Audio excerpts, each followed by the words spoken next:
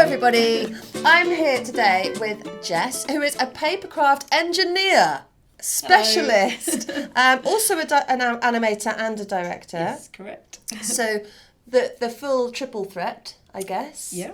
And yes, what's in your mug, please, Jess? I have a lovely cup of Builder's tea. Regular Builders. She's got the brief. I'm on the Builders. This is my lifeblood, especially in the winter. Mm-hmm. Massively so. Are you into any of the mulled stuff that's hitting? Mulled tea. I mean, I like mulled wine. Mulled wine. I'm into a mulled cider. Oh, I can't do cider. Oh, can you not?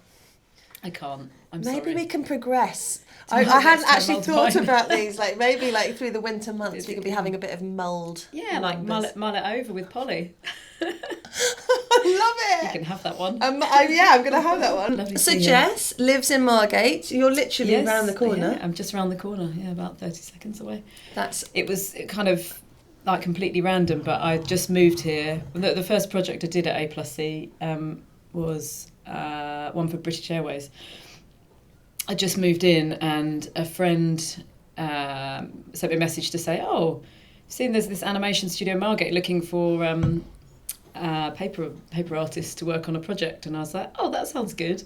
It's just round the corner. And then, so it's just like the most convenient. Complete luck. Yeah, yeah. And they brought you in to do that particular British Airways campaign, right? Yeah. Oh my God, that kind of worked out really well. Serendipitous, yeah, right? It's really good.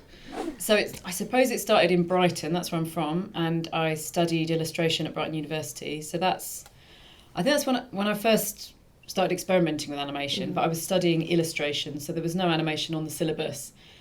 But they had this really old, it's called a quick action recorder, which is like, they used to use them for doing like line tests for cell animation. Right. So like really grainy, kind of everything goes onto a floppy disk at the end of it. It's like very kind of retro. yeah. But they had this, and it was like, oh, you could just use it and like play with it, and you just booked it out. And I think I just like the idea of turning my illustrations into something moving, like bringing them to life essentially.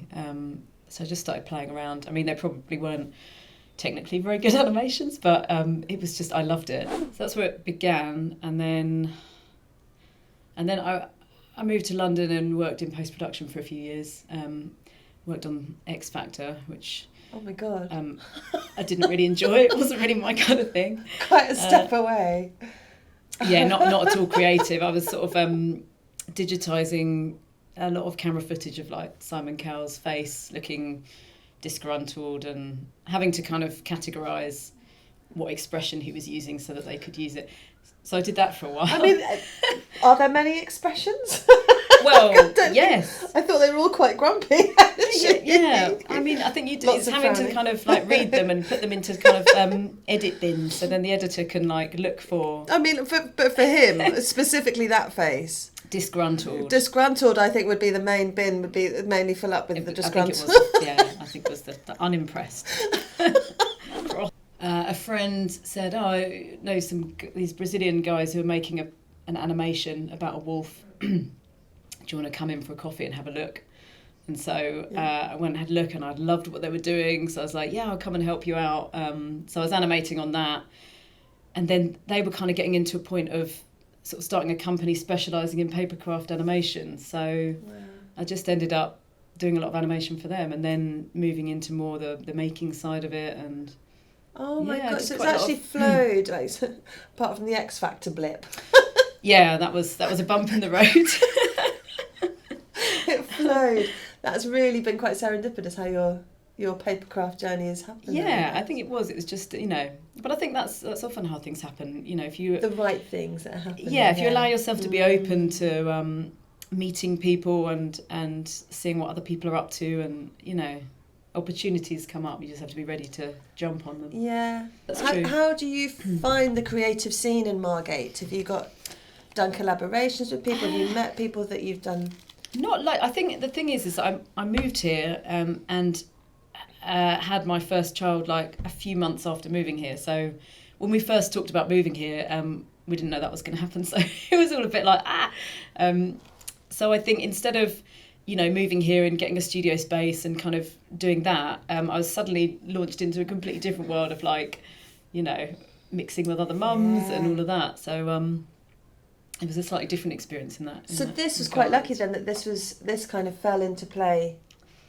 Yeah, when it did. Because yeah, exactly. And meeting all the guys here, and so that's so been still really nice. feeling like you've got your identity in the animation world. Yeah, it's a weird one because you're kind of kind of straddling different worlds, but no, it's been it was great working here, and I've done quite a few projects here now. And it's always a different team. There's some people the same, some people different. So different energies. And this is what I find exciting about just being here in the short time I've been here already, is you don't know what's happening at any given moment. Yeah. And who's coming in to work on different things, who's going to be in the studios today. It's really exciting. It's an exciting place to be a part of. So we're sat in front of some of your work now. Yes. Behind some of your work now. Talk us about this one, please, Jess. What was this for? This was really fun. This is an ident for A+C. They were doing all different idents to sort of represent the different styles that they do, and this was the papercraft one. So it's all Margate. It was given to me, the design was given to me, and then it was translating that into paper. So we've got the old Dreamland wheel. Yeah. Cheeky little crabs. Yeah, you've got to have a crab in there for Margate. Obviously the whales. Yes. That we see frequently. The whales of Margate. You've got the Turner, beach huts. Is this the Lido? The Lido sign? Yes, Lido. Love it I love the colours of it so much. The roller coaster's my favourite. That was quite tricky to make, actually, but it was kind of a fun challenge. Well, because the scenic roller coaster, is it the oldest one in Europe? Is that correct? It's definitely listed. It burnt down. They had to rebuild it. And also, if you get on it when the wind's going in the wrong direction, it stops just outside of the station, so they have to come and push you in. Oh, I've still never been on it. It is so good. I'm embarrassed to say that I've never been on the roller coaster. It's not a hairy, scary one, but you know when you go over a bump in the road and your tummy goes whoop. It's one of those. That sounds good. And it's also the one when I used to have a bit of a bum day at work. I'd just pop down Dreamland and go. That's such a great idea. It's a real lifter. I'm going to try that. Maybe after this interview, I'll just nip down, get a mulled wine on my way down. Pop in. Jess has whacked a coat on. It's chilly in here. Sorry. It's cold. The tea's even getting cold. It's like getting icicles in it. Yeah. It has suddenly gone really winter though. Yeah, I know. It was like 2 days ago. It suddenly was like, right, Christmas is here now. Because I watched the Coffee Mate one this morning that you've done. Oh, yeah. Here. And I'm just trying to think what the other ones are. It's Rare Diseases. Rare Diseases. I was going to ask, what was your favourite project? Was it Rare Diseases? Favourite one here? It wasn't Rare Diseases. Nothing against Rare Diseases. It's like a worthy cause. But that one was just making hundreds and hundreds of, like the sort of paper dolls, like you kind of cut them and then you fold like that. Hundreds and hundreds of them.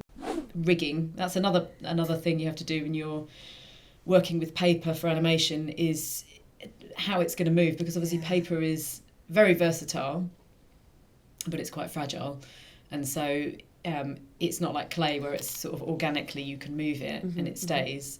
You have to use sort of often aluminium wire or black wrap inside so that you can make it, animate it. Things get worn out. I've done some projects where the puppets have been, actually all the mechanisms are made of paper as well. Wow.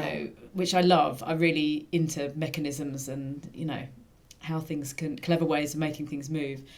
And the good thing about that is that you can have complete control over how they move. But if the mechanism is made from paper, obviously it's going to get worn out. So, if you've got quite a puppet that's being used a lot for animation, you're like, oh no, the hand's gone. You've got to give him a new knee, like it's worn out, like in real life, his knee's worn out. A bit of paper surgery. Yeah. Anyway, thank you, Jess. That was a beautiful chat. And thank you very much for joining us. And if you want to ask Jess any questions or delve into her work anymore, then please do link up with Jess and drop us some questions in the comments below, and we'll get her back in. She's only round the corner. I'm only round the corner. You've got no excuse. I'll just drag you back in. I've got nothing else to do. I think you're quite busy. Anyway, thank you very much for joining us. Thank you. Bye.